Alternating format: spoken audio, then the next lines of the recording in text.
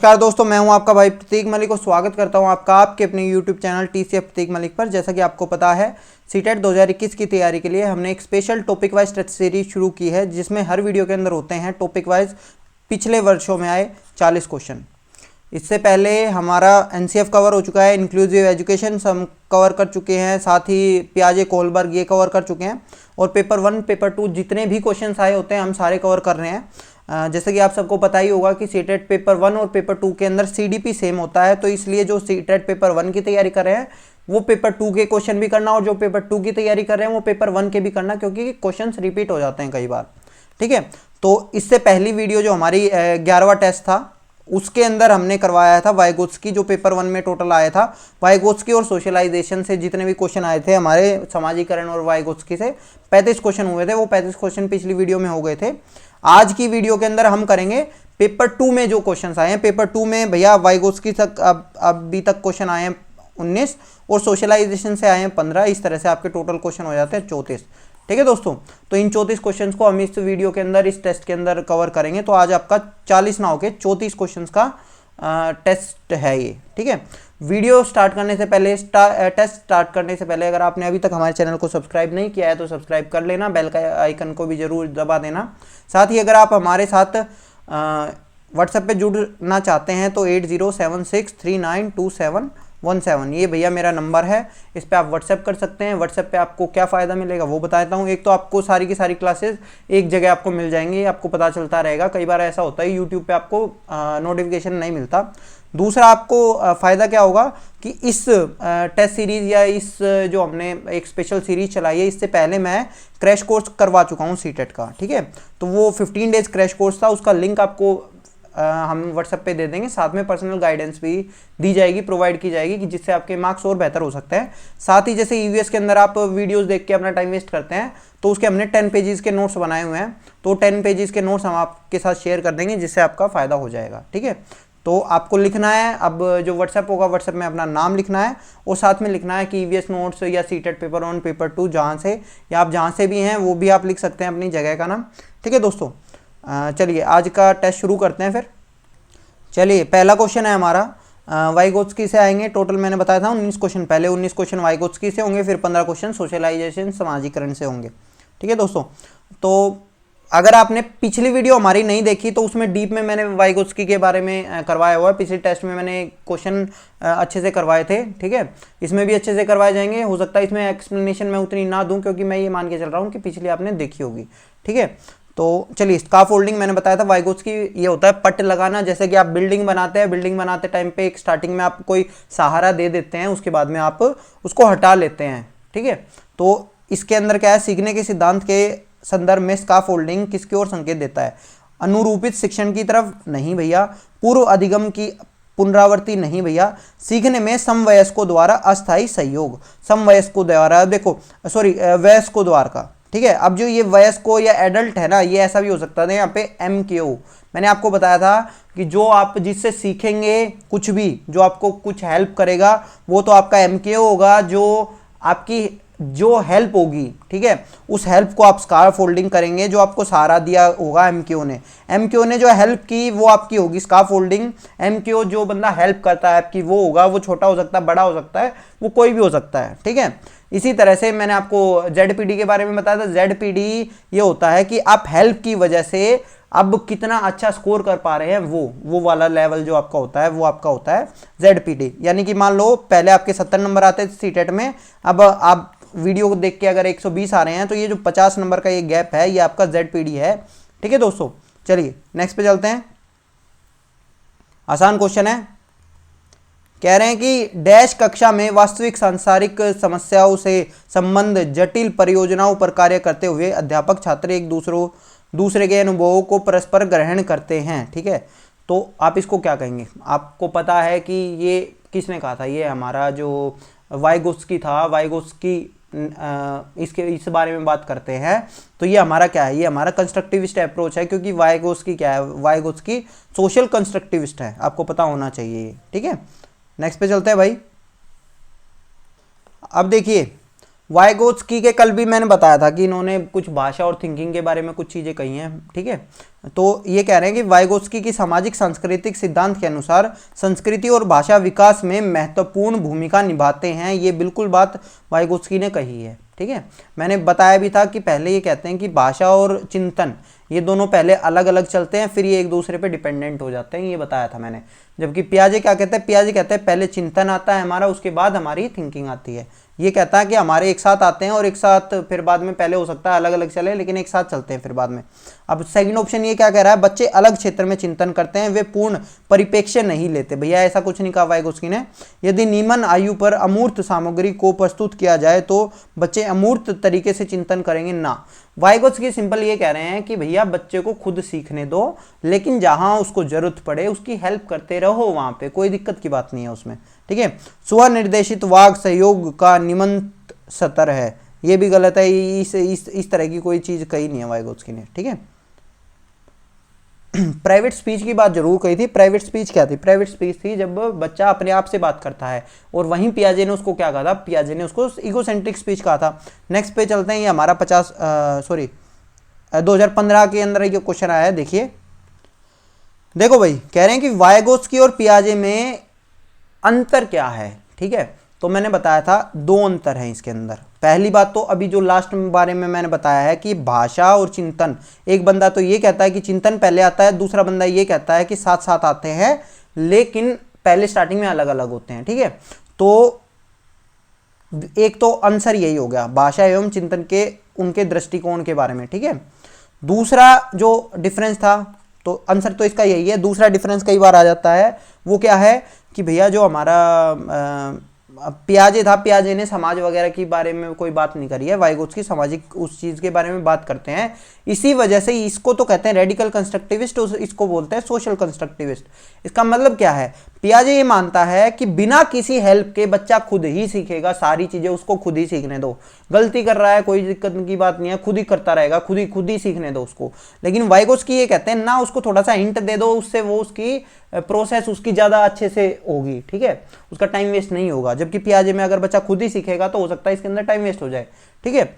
इसने स्टेजेस भी दिए हैं, पियाजे ने स्टेजेस दिए हैं, वाइगोत्स्की ने कोई स्टेजेस नहीं दिए हैं। वो कह रहा है कि कोई दिक्कत नहीं है, आराम से बच्चा खुद सीख जाएगा, ठीक है।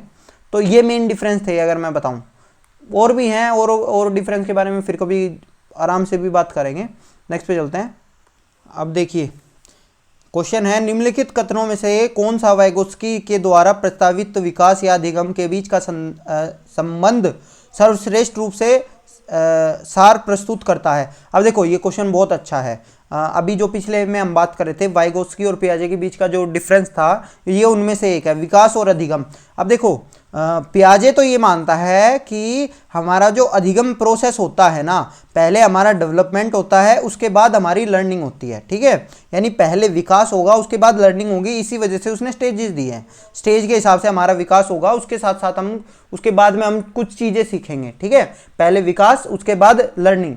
लेकिन जो वाइगोत्स्की कहता है, वाइगोत्स्की ये कहता है विकास होता रहेगा, कोई दिक्कत की बात नहीं है, लेकिन हम अगर बड़े बंदा कोई अगर आपको हेल्प कर देगा ना, तो उसकी वजह से आपको हो सकता है आपकी अधिगम हो जाए, ठीक है। आपकी विकास आपका हो सकता है ना हुआ हो, आप हो सकता है आप छोटे हो उम्र में, लेकिन आपका किसी बंदे ने हेल्प कर दी तो आपको आपकी लर्निंग हो गई, कोई दिक्कत की बात नहीं है। तो वाइगोत्स्की ये कहते थे, ठीक है। तो इसमें क्या था, ये कहते थे कि हमारा विकास पीछे रह जाता है, समझ रहे हो, विकास प्रक्रिया अधिगम प्रक्रिया से पीछे रह जाती है, ये कहा था हमारा वाइगोत्स्की ने। और पियाजे ये कहते थे पहले विकास होता है उसके बाद अधिगम प्रक्रिया चलती है, ठीक है। तो ये डिफरेंस था मेन, मतलब ये वन ऑफ डिफरेंस है, थोड़ा थोड़ा जैसे जैसे याद आता रहेगा और बताता रहूंगा क्वेश्चन के साथ में। नेक्स्ट पे चलते हैं भाई। कह रहे हैं कि एक बच्चे को सहारा देने की मात्रा एवं प्रकार को परिवर्तन, मतलब आप किसी बंदे की कितनी हेल्प करेंगे, आपको क्या लगता है ये किस चीज़ के ऊपर डिपेंड करता है। ये मूड ऑफ टीचर, कि मेरा अगर मूड होगा तो मैं बहुत हेल्प कर दूंगा, मेरा मूड नहीं हुआ तो ये तो गलत चीज़ है, ठीक है। रिवार्ड्स ऑफर फॉर टास्क, कि अगर किसी चीज़ के लिए ज़्यादा रिवार्ड है तो उसके अंदर कम हेल्प करूंगा, तो अगर किसी के अंदर कोई रिवार्ड ही नहीं मुझे देना पड़ेगा तो उसमें तो पूरी भी हेल्प कर देंगे, क्या दिक्कत है, ये भी नहीं होता। ठीक है, फिर अगला है बच्चे का निष्पादन। निष्पादन यानी कि बच्चे की परफॉर्मेंस, लेवल ऑफ परफॉर्मेंस बच्चे की क्या है, इसके ऊपर फर्क पड़ता है। हो सकता है कई बच्चे होते हैं जिनकी हेल्प आपको ज़्यादा करनी पड़ती है, यही तो हमारी बात है कि कुछ बच्चे ऐसे होते हैं, क्योंकि हमारी क्लास में हर बच्चे इंडिविजुअल डिफरेंसेस रहते हैं हमारे बच्चे के अंदर, हर बच्चा अलग लेवल का होता है। तो हम इंटेलिजेंट बच्चे को हम अगर कम सहारा भी देंगे तो वो उसमें भी काम कर लेता है। और हो सकता है जो बच्चा आराम आराम से सीख रहा है, जिसका उतना लेवल नहीं है या उतना आईक्यू उसका स्ट्रॉन्ग नहीं है, तो उसको आपको थोड़ा सा ज़्यादा हेल्प करना पड़ेगा। ठीक है, तो ये डिपेंड करता है कि उस बच्चे का लेवल क्या है। हो सकता है मान लो कोई बंदा है जिसके बेसिक भी क्लियर नहीं है, तो आप जैसे मैं मैथ्स पढ़ाता हूँ तो मैं उनको बेसिक भी क्लियर करता हूँ ना बच्चों के। कई बच्चे ऐसे होते हैं जो इंटेलिजेंट बच्चे होते हैं, गिफ्टेड हो जाते हैं, वो उसके अंदर बोर हो जाते हैं। क्यों? क्योंकि उनको जब मैं बेसिक करवाऊंगा तो उनको तो जरूरत ही नहीं है, क्योंकि वो चीज़ें तो उनको आती है। लेकिन जिस बच्चे के बेसिक भी क्लियर नहीं है उनको बेसिक से भी पढ़ाना पड़ेगा मुझे। आया समझ में? तो यही है। अब जैसे मान लो मैं एक्सप्लेनेशन नहीं दे रहा हूँ, किसी बंदे को ये क्वेश्चन आते हों तो वो बंदा यही कहेगा कि सर ये तो ज़्यादा एक्सप्लेन कर रहे हो आप। ठीक है, लेकिन कई बच्चे ऐसे भी हैं जिनको चीज़ें क्लियर नहीं है, वो उनको उनके लिए बेसिक चीज़ है। ठीक है, चलिए नेक्स्ट पे चलते हैं भाई। अच्छा क्वेश्चन है, वाइगोत्स्की के अनुसार समीपस्थ विकास का क्षेत्र यानी कि ZPD, zone of proximal development. ZPD की भैया फुल फॉर्म आपको याद होनी चाहिए, कई बार फुल फॉर्म भी आ जाती है। तो जोन ऑफ प्रोक्सिमल डेवलपमेंट ये क्या कहता है? ये कहता है अध्यापिका द्वारा दिए गए सहयोग की सीमा निर्धारित करना नहीं, बच्चे द्वारा स्वतंत्र रूप से किए जा सकने वाला और सहायता के साथ करने वाला बच्चे के बीच का अंतर, कार्य के बीच का अंतर। यही तो है, यही तो मैंने आपको बताया था कि अगर आपने अभी सीटेट पास किया या सीटेट पास नहीं किया, अभी आपके 70 नंबर आए, वो कौन सा कार्य था? वो था आपके द्वारा स्वतंत्र रूप से किया जाने वाला कार्य। फिर आपका तथा सहायता के साथ के साथ करने वाला कार्य कौन सा होगा? मान लो अब आप पढ़ के अब मेरी हेल्प लेके आप 120 ले आते हो, 130 ले आते हो, मान लो 120 ले आते हो आप, तो इसके बीच का अब जो अंतर होगा ना, ये 50 नंबर। यही तो हमारा ZPD है, यही तो मैं आपको बताता आया हूं, यही हमारा आंसर है। ठीक है दोस्तों, नेक्स्ट पे चलते हैं। देखिए अच्छा क्वेश्चन है, वाइगोत्स्की के अनुसार बच्चे स्वयं से क्यों बोलते हैं, स्वयं से क्यों बात करते हैं?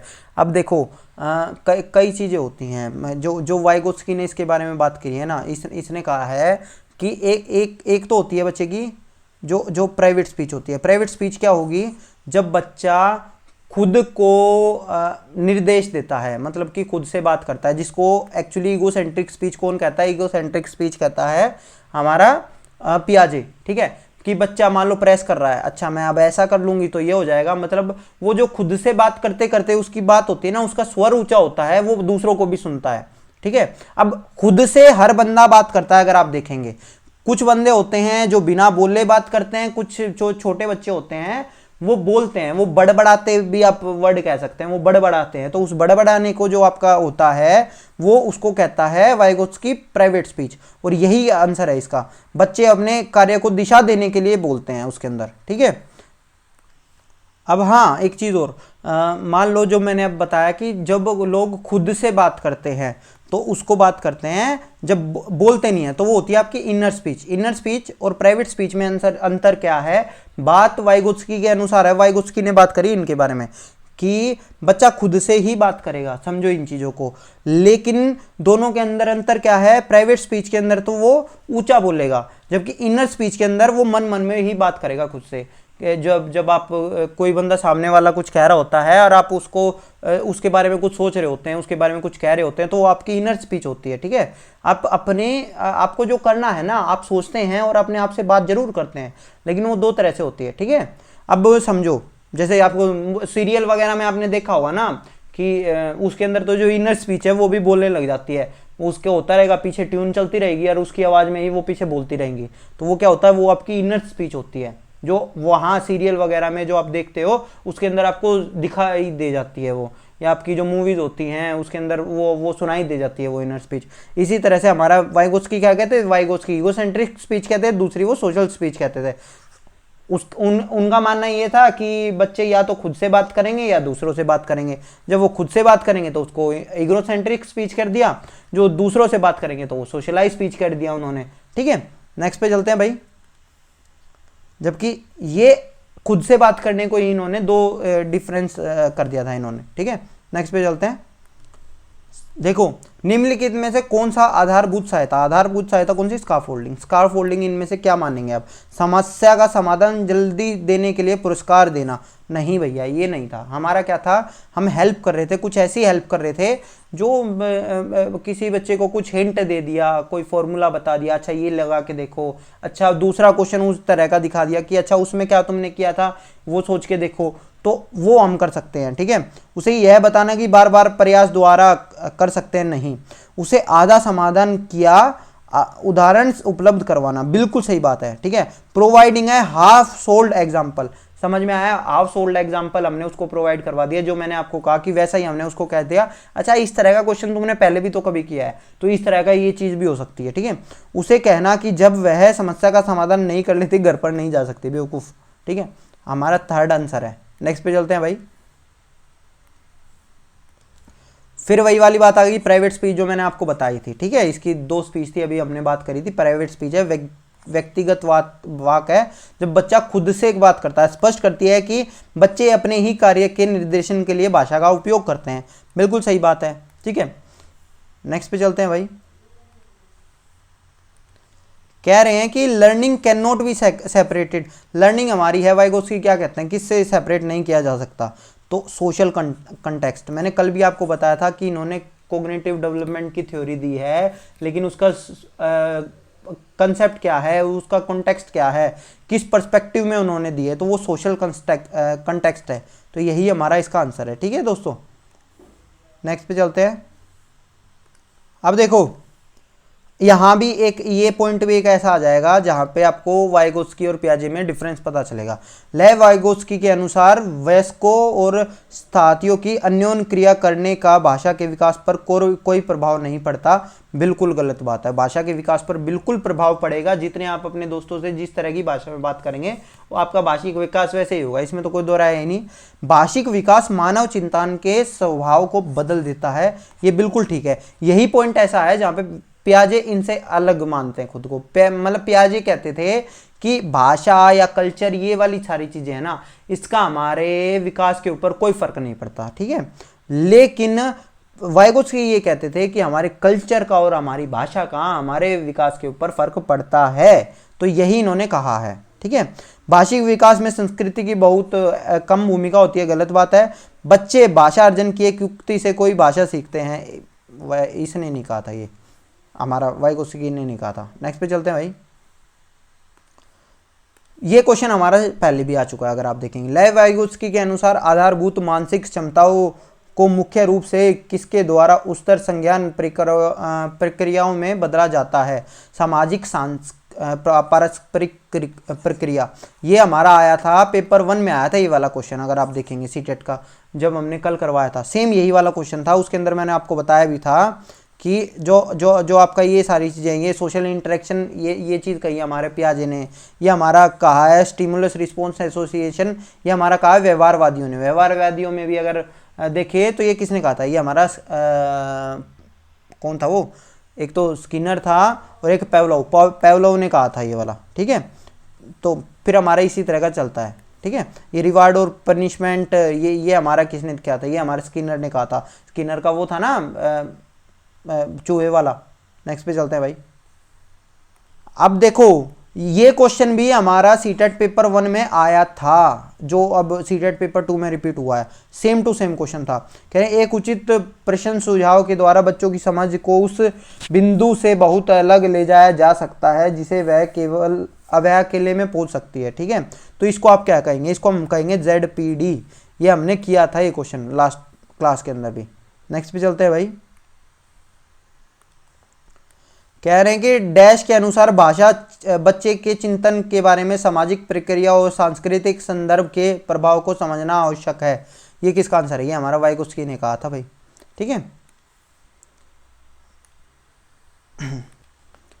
आसान क्वेश्चन है। वाइगोत्स्की के अनुसार जब एक वयस्क बच्चे के निष्पादन के वर्तमान स्तर को सहयोग द्वारा विस्तारित करता है तो इसे क्या कहते हैं? इसे कहते हैं स्काफोल्डिंग। उस सहयोग को क्या कहते हैं? समझ रहे हो? उस सपोर्ट को क्या कहते हैं? उस सपोर्ट को हम कहेंगे, उस हेल्प को क्या कहेंगे? उसको हेल्प को हम कहेंगे स्काफोल्डिंग। नेक्स्ट पे चलते हैं भाई। आसान क्वेश्चन है। वाइगोत्स्की के सिद्धांत में समीपस्थ विकास का क्षेत्र कौन सा है? बच्चे के लिए कार्य बहुत अधिक कठिन होते हैं लेकिन वयस्कों की सहायता से वे उसे स्वयं कर सकते हैं। ठीक है। शिक्षक का हस्तक्षेप सीखने को बाधित करता है। गलत। विकास वृद्धि का समीपस्थ क्षेत्र है, पता नहीं क्या कह दिया। सीखना केवल औपचारिक स्थितियों में होता है, पहला ही हमारा आंसर ठीक है। नेक्स्ट पे चलते हैं भाई। आसान क्वेश्चन है। डैश का विश्वास करते हैं कि संज्ञानात्मक विकास बच्चे के सामाजिक सांस्कृतिक संदर्भ में उसकी सामाजिक अंतरक्रिया से प्रभावित विकसित होते हैं। ठीक है, ये किसने? वाइगोत्स्की ने कहा था। नेक्स्ट पे चलते हैं भाई। ये हमारा हो चुका है। सोशलाइजेशन पे आ जाते हैं भाई।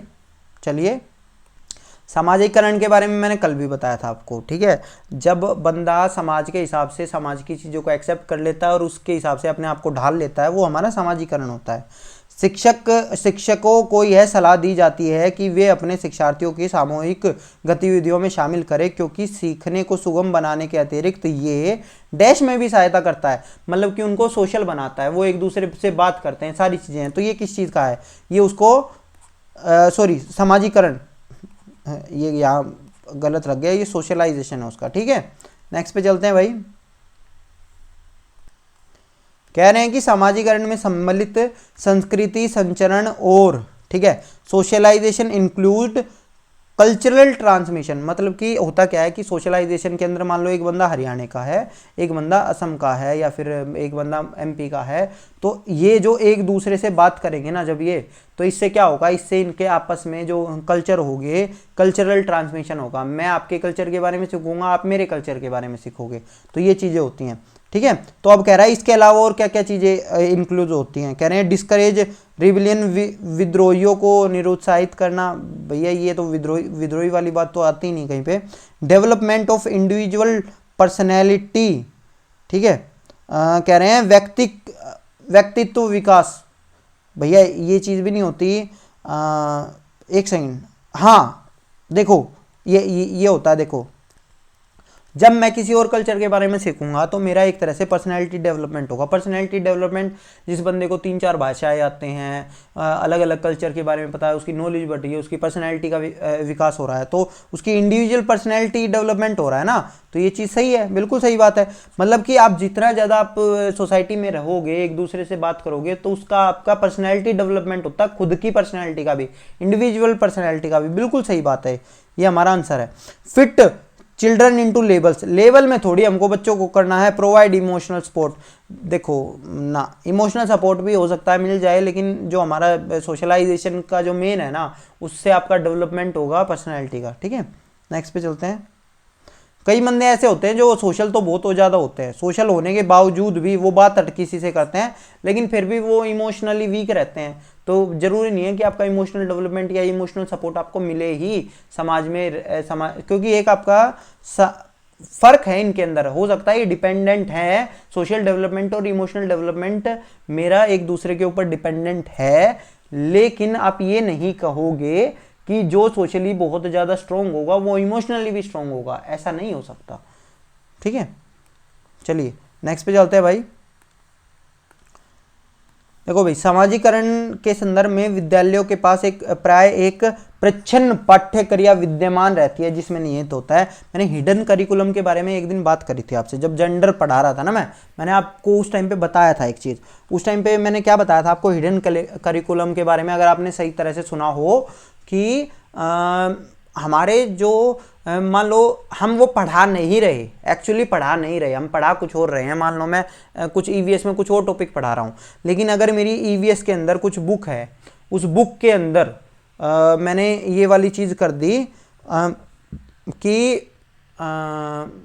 औरत तो काम कर रही है आपका, ठीक है, औरत तो कोई काम कर रही है घर में, और आदमी बाहर जाके मतलब डॉक्टर है, इंजीनियर है, उस तरह की उसको ड्रेस पहना रखे, डॉक्टर की ड्रेस पहना रखे है। तो ये बच्चे के जो माइंड में बैठा देगा, आप पढ़ाया नहीं है आपने, एक्चुअली ये पढ़ाया नहीं है, लेकिन आपने उस तरह का उनको दे दिया, इससे उनका जो हिडन करिकुलम होता है वो भी चला जाता है। अब यही जो सेम चीज़ है ना, ये आजकल आपकी जो मूवीज़ रहती हैं, मूवीज़ वगैरह के अंदर भी इसी चीज़ को आपको देखा गया है कि इसी चीज़ के ऊपर बहुत ज़्यादा बहस हो जाती है, हिडन करिकुलम। अभी कुछ टाइम पहले जो लक्ष्मी बॉम्ब जो आई है उसके ऊपर बहस हो रही थी कि भैया जो ये साउथ वाली बुक उसका रीमेक है, उसके अंदर आपकी मुस्लिम लड़की थी, इसके अंदर इन्होंने बदल दिया। तो एक्चुअली वो ये तो नहीं दिखाना चाह रहे थे ना कि मुस्लिम लड़की और मुस्लिम लड़का और हिंदू लड़की इस तरह का, उनको तो अपनी स्टोरी डेवलप कर रहे थे वो, लेकिन उनका मानना ये था कि इससे आपकी जो हिडन मैसेज जाएगा ना, हिडन मैसेज आपका इस तरह का कुछ जा रहा है कि जिसके अंदर जो हिंदू लड़का जो मतलब हिंदू लड़की है उसको बदनाम करने की कोशिश की जा रही है। तो उनका मानना ये था। तो ये सेम वही वाली चीज हिडन करिकुलम के अंदर भी है। हिडन करिकुलम भी यही होता है कि जिसके अंदर आपका कोई मैसेज ना जाए। पहले वाले टाइम पे, आज के टाइम पे तो क्या होता है, आज के टाइम पे आपकी जो मीडिया वगैरह अभी ये भी है ना, 1 मिनट के अंदर कोई लड़की हो लड़का हो, उसकी जात उसका धर्म मान लो उसके साथ कभी कुछ गलत हो जाता है, मैं ये कह रहा हूँ, और कुछ रेप वगैरह की बात कह भी नहीं रहा, मान लो किसी बंदे ने हत्या कर दी किसी की, हर एक सेकंड के अंदर उसका नाम उछाल के बैठ जाती है। क्यों? उसके नाम से उसकी जात पता चल जाएगी, उसका धर्म पता चल जाएगा। तो एक्चुअली वो ये नहीं कहेंगे, अब वो फिर ये वाली बात कहते हैं कि भैया हमने थोड़ी कहा है कि मुसलमान ऐसे होते हैं, हमने तो बस नाम ही तो लिया है। तो वो जो हिडन करिकुलम वाली जो चीज़ होती है ना, वो वाली चीज़ आ जाती है इसके अंदर कि मुसलमान हिंदू, और ये दोनों तरफ से हो रहा है, ये हर तरफ से हो रहा है। तो ये पॉइंट वही है, ठीक है, हिडन करिकुलम, कि हमें जो सोशल रोल होते हैं ना, आपको सोशल रोल के बारे में आपको पता चलता है बंदे के। अब वो सोशल रोल आपके कैसे भी हो सकते हैं, वो हो सकता है जेंडर रोल हो, ठीक है, मतलब वो बंदा सोसाइटी में किस तरह का रह रहा है, या आपको इस तरह की आपको चीज़ें पता चलती हैं वहाँ से। तो अब आप देखो हिडन करिकुलम ये क्या कह रहा है, बलात्मक अधिगम चिंतन व समकक्षीय साथी एवं अध्यापक को अनुकृति द्वारा विशेष के रूप में अपनाया जाने वाला व्यवहार नहीं जी। अंतःक्रिया व सामग्री द्वारा विद्यालयों में प्रस्तुत किए जाने वाली सामाजिक भूमिकाओं से के संदर्भ में अनौपचारिक संकेत। अब समझो यही है, इनफॉर्मल क्यूज होते हैं ये किसी भी चीज के लिए। एक चीज मैं ये कहूं कि आज 4 बदमाशों ने बैंक लूटा, ठीक है, और फिर मैं ये वाली बात कहूं, राम श्याम फलाना ढिमकाना इकबाल अहमद इन्होंने बैंक लूटा, ठीक है।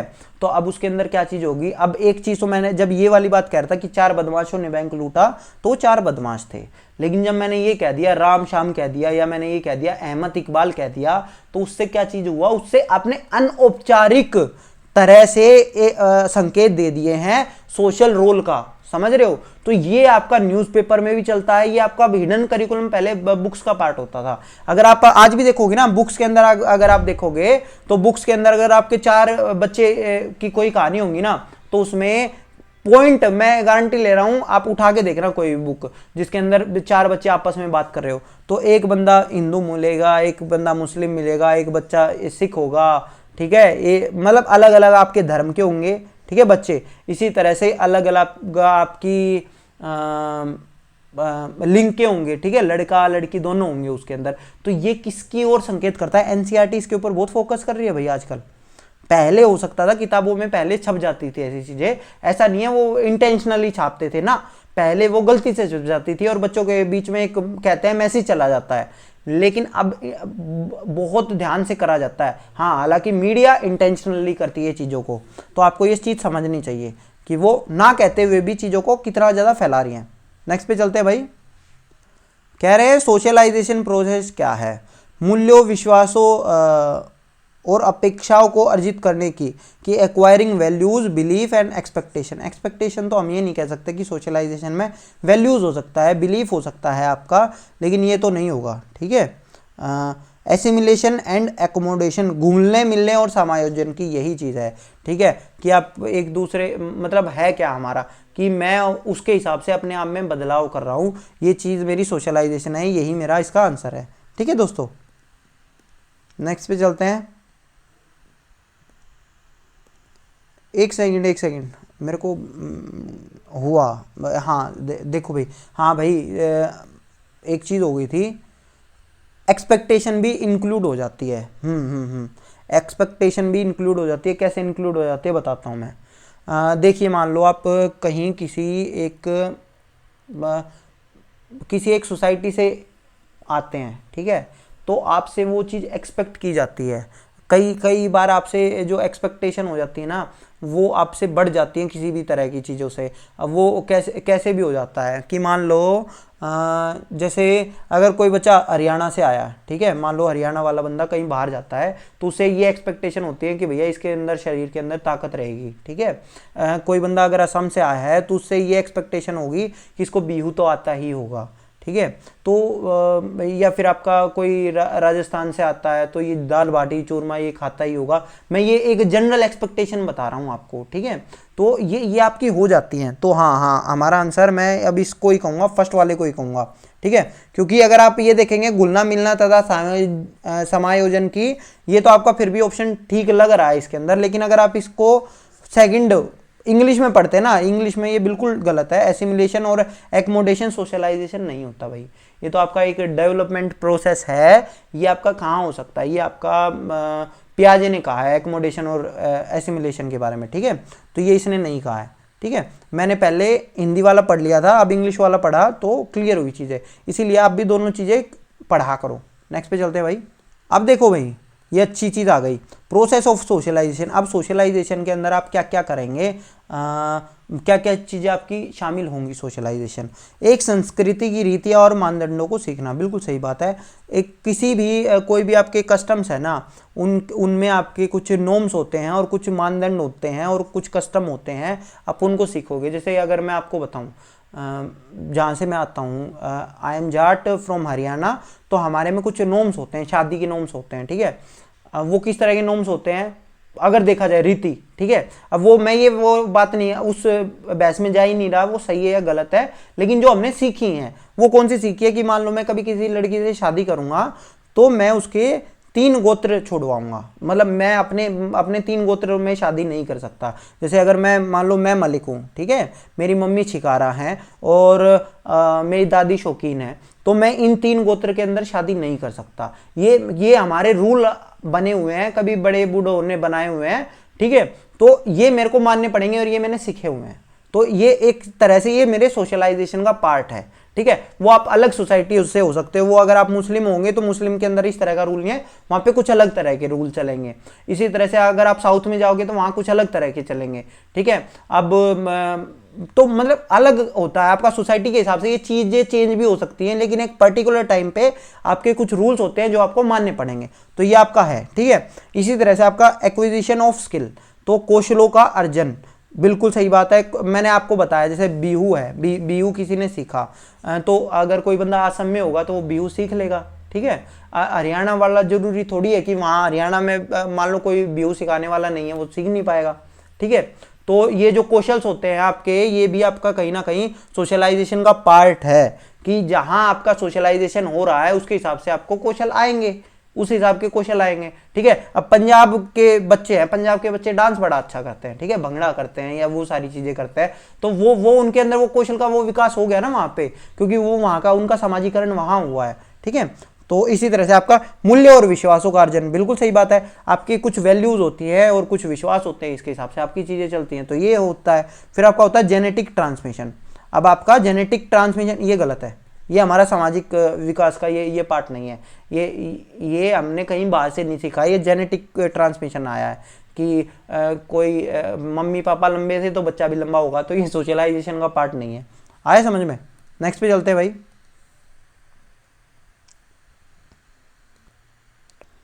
क्वेश्चन देखो, डैश एक प्रक्रिया है जिसके माध्यम से मानव शिशु समाज के सक्रिय सदस्य के रूप में निष्पादन करता है और आवश्यक कौशल का अर्जन करना प्रारंभ करता है। तो ये क्या है? ये हमारा सामाजिकरण ही तो था, यही तो थी, ठीक है। समाज के हिसाब से हम चीजें करते हैं तो वो हमारा सामाजिकरण है। नेक्स्ट पे चलते हैं भाई। अब देखो यहाँ ये विद्यालय और सोशलाइजेशन यानी कि स्कूल और सोशलाइजेशन के अंदर एक कह रहे हैं कि क्या संबंध है इनका, इसके बारे में कोई सत्य है, क्या चीज़ सत्य है, आप ये क्या कहेंगे? आपको क्या लगता है कि विद्यालय सामाजिकरण का एक महत्वपूर्ण कारक है? बिल्कुल महत्वपूर्ण कारक है। परिवार भी सामाजिकरण का एक महत्वपूर्ण कारक है और विद्यालय भी। इसीलिए हम इंक्लूसिव स्कूल को ज़्यादा अच्छा मानते हैं, जिससे बच्चे अलग अलग समाज के बच्चों से मिले और उनका ओवरऑल डेवलपमेंट अच्छा हो और उनकी पर्सनैलिटी का डेवलपमेंट अच्छा हो। ठीक है, हम ये मानते हैं उनका। फिर कह रहे हैं समाजीकरण में विद्यालय की कोई भूमिका नहीं होती। बिल्कुल होती है, ऐसी बात कैसे कर दी। समाजीकरण में विद्यालय की बहुत बड़ी भूमिका, समाजीकरण में विद्यालय की बहुत थोड़ी भूमिका होती है। गलत है ये चीज़ भी। विद्यालय समाजीकरण का प्रमुख कारक है। प्राइमरी एजेंट तो हमारा परिवार है, ठीक है, ये सेकेंडरी में आता है हमारा स्कूल। नेक्स्ट पे चलते हैं भाई। अब देखो क्वेश्चन अच्छा है। स्कूल बच्चों की समाजीकरण की एक ऐसी संस्था है जहां प्रमुख स्थान स्कूल की दिनचर्या का होता है, नहीं। प्रमुख स्थान स्कूल गतिविधियों का होता है, इसको भी हम नहीं कहेंगे। प्रमुख स्थान स्कूल के शिक्षकों का होता है, नहीं। प्रमुख स्थान स्कूली बच्चों का होता है। आया समझ में। बच्चों से ही स्कूल है, बच्चों से ही टीचर है, समझ लेना इस चीज़ को। मैंने हमेशा आपको ये चीज़ बताई है। ये हम जब जाते हैं ट्रेनिंग वगैरह में जाते हैं तो हमारे जो डीसी वगैरह हैं जो केवी में, तो वो ये वाली बात कहते हैं हमें, जब हम टीचर एज ए टीचर जाते हैं अभी। तो होता क्या है कि भाई बच्चों से तो हम हैं, ठीक है, उसके बाद हमसे प्रिंसिपल है, और प्रिंसिपल वगैरह की वजह से डीसी वगैरह हैं। अगर प्रिंसिपल वगैरह नहीं होंगे तो उनका क्या काम, या प्रिंसिपल्स का क्या काम अगर टीचर ही नहीं होंगे तो। अगर टीचर बच्चे ही नहीं होंगे तो टीचर्स का क्या काम। तो कहीं ना कहीं जो हमारा सेंट्रल थीम है ना, वो हमारा चिल्ड्रन ही है, समझ लेना इस चीज़ को। ठीक है दोस्तों, नेक्स्ट पे चलते हैं भाई। कह रहे हैं इनमें से बताओ कि समाजीकरण में महत्वपूर्ण भूमिका कौन कौन अदा करते हैं। मीडिया, विद्यालय, परिवार, पड़ोस। बिल्कुल सही बात है, चारों करते हैं। अब चारों का रोल अलग अलग हो सकता है। परिवार हमारा प्राइमरी हो जाता है, कई बार हम पड़ोस को भी प्राइमरी ले लेते हैं, कई बार सेकेंडरी कह देते हैं, वो हमारे ऑप्शन के ऊपर डिपेंड करता है। फिर हमारा विद्यालय और मीडिया, ये चीज़ें भी होती हैं, ठीक है, ये हमारे सेकेंडरी हो जाती हैं, लेकिन होते चारों हैं। तो हमारा तीसरा आंसर है भाई इसका। नेक्स्ट पे चलते हैं भाई। ये क्वेश्चन एनसीएफ में आना चाहिए था, पर चलो यहाँ डल गया, कोई दिक्कत नहीं है। निम्नलिखित में से ज्ञान सार्थक संरचना की महत्वपूर्ण प्रक्रिया, इसका आप क्या कहेंगे। सोशल इंटरेक्शन, यही हमारा आंसर है भाई इसका। ठीक है, जो हमारा बार बार स्मरण करना, पुरस्कार, दंड, और ये हमारी नेगेटिव चीज़ें, ये नहीं होनी चाहिए भाई हमारी। ठीक है, नेक्स्ट पे चलते हैं भाई। अब देखो यहाँ क्या आ गया, फैमिली एंड नेबरहुड। ठीक है, परिवार और आस पड़ोस। तो परिवार के साथ पास पड़ोस आ गया है, तो ये कौन सी है, प्राइमरी एजेंट ही है हमारा, प्राथमिक एजेंसी ही है। ठीक है, नेक्स्ट पे चलते हैं भाई। आसान क्वेश्चन है, जो टॉपिक हम पढ़ रहे हैं इसमें तो कोई दो राय है ही नहीं। कह रही है एक प्रक्रिया जिसके द्वारा बच्चे आदत, कौशलों, मूल्यों, अभिप्रेरणा को विकसित करते हैं, जो उन्हें समाज का जिम्मेदार एवं क्रियाशील सदस्य बनाती है, उसे आप क्या कहेंगे। उसे भैया मैं समाजीकरण कहूँगा। ठीक है, नेक्स्ट पे चलते हैं भाई। कह रहे हैं कि निम्नलिखित में से कौन सा कथन ठीक है। सभी बच्चों के लिए बचपन प्रसन्नता की अवस्था होती है, कि हैप्पी पीरियड होता है चाइल्डहुड, ऐसा तो नहीं है भैया, हर बच्चे के लिए नहीं होता।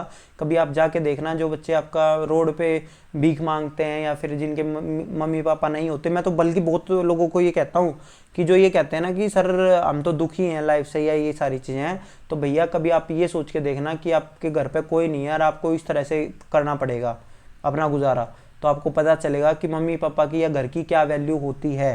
ठीक है, तो ये चीज़ गलत है। बच्चे विचार करने में बड़ों जैसे ही होते हैं, गलत चीज़ है। मैंने बताया था कि बड़ों से अलग होते हैं विचार करने में, उनके विचार अलग होते हैं। ठीक है, फिर चिल्ड्रन आर ईविल, बच्चे शैतान जीव है ना भैया, बहुत प्यारे होते हैं बच्चे, शैतान वैतान नहीं होते। शैतान तो बड़े हो गए हो जाते हैं हम, बच्चे प्यारे ही होते हैं, बच्चे बहुत अच्छे होते हैं। भिन्न सामाजिक और सांस्कृतिक संदर्भ के बच्चे बचपन का अनुभव भी भिन्न रूप से करते हैं। बिल्कुल सही बात है, जो मैंने अभी आपको बताया था। भिन्न सामाजिक और सांस्कृतिक संदर्भों के बच्चे बचपन का अनुभव भी भिन्न रूप से करते हैं। इनफैक्ट मैं तो ये भी कहूँगा कि जो अलग अलग टाइम में बच्चे पैदा होते हैं ना, उनका भी बचपन अलग तरह का जाता है। अगर आप देखोगे तो मेरे को तो बचपन में कभी लगभग 1 साल की छुट्टी कभी मिली ही नहीं, जो अब के बच्चों को मिल रही है। या हम फ़ोन वगैरह में कहाँ खेलते थे, हम पबजी वगैरह हमने कहाँ खेला है, क्रिकेट वगैरह। इनफैक्ट आज भी अगर मैं देखूंगा तो पहले हम खेलने गए थे, क्रिकेट वगैरह खेल के आता हूँ, फिर शाम को आके आपकी एक क्लास लेता हूँ। तो हमारी वो दिनचर्या है, इसी तरह की रहती है। तो हर बच्चे का इसी तरह का रहता है भाई, ठीक है। हर बच्चे का अपना समाज के हिसाब से भी, संस्कृति के हिसाब से भी एक चीज़ बताऊंगा। मेरी पोस्टिंग असम में है, तो आपको बताऊंगा जो क्रिकेट खेलते हैं ना, क्रिकेट वॉलीबॉल जो ये गेम है, ये हम ही खेलते हैं, यहाँ के जो टीचर्स हैं, ठीक है। वरना यहाँ के ज़्यादातर बच्चे फुटबॉल खेलते हैं। तो ये इन चीज़ों का भी बहुत फ़र्क पड़ता है। अगर आप देखोगे तो आप कौन सी संस्कृति से आप बिलोंग कर रहे हो, वहाँ पे कुछ और हो सकता है। हमारे हरियाणा में हमने खूब गिल्ली डंडे भी खेले हैं उस टाइम पे, ठीक है। तो ये आपका डिपेंड करता है उसी चीज़ पे। नेक्स्ट पे चलते हैं भाई। कह रहे हैं कि सामाजिक सांस्कृतिक संदर्भ में अधिगम में क्या भूमिका निभाते हैं। एन इनसिग्निफिकेंट रोल, असार्थक भूमिका, गलत चीज़ है। अधिगम में संबंधित नहीं है, गलत है। अधिगम में अति महत्वपूर्ण भूमिका निभाते हैं, यही इसका आंसर है भाई, ठीक है। नेक्स्ट पे चलते हैं भाई। कह रहे हैं निम्नलिखित में से बताओ कि बच्चा समाजीकरण में से किसकी भूमिका नहीं है। परिवार की है, विद्यालय की भी है, मीडिया की भी है, फिजिकल इंफ्रास्ट्रक्चर की हम इतनी ज़्यादा नहीं मानेंगे, इसकी कोई समाजीकरण में नहीं है, ठीक है। कि एक बच्चे के घर पे अगर एसी लगा हुआ है तो उसका समाजीकरण अलग से होगा। जो बच्चा पंखे के नीचे बैठा है तो पंखे से थोड़ी बात करेगा या एसी से थोड़ी बात कर लेगा वो बंदा, ठीक है। एक बंदा कोठी में रहता है, वो अपनी कोठी से थोड़ी बात करेगा। बात तो आदमियों से होती है ना, तो आदमियों से बात होगी, जहाँ से उसको कुछ सीखने को मिलेगा। वो कौन सा है? विद्यालय, परिवार है और मीडिया है, ठीक है।